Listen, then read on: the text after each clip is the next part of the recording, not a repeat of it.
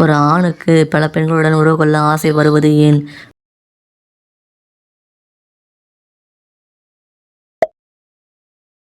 பெண் அந்த உறுப்பில் செல்லும் கஞ்சி எத்தனை நாட்கள் உயிருடன் இருக்கும்?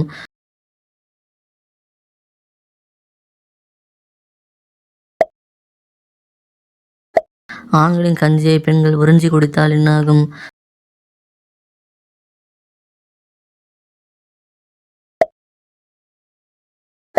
அந்த உறவில் ஈடுபடாமலேயே பெண்கள் அதிகமாக உச்சம் காணும் முக்கிய இடம் எது?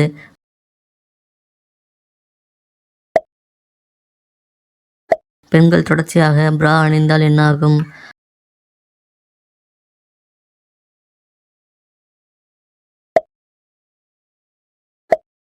அந்த உறவில் மது அருந்திவிட்டு ஈடுபட்டால் என்னாகும்?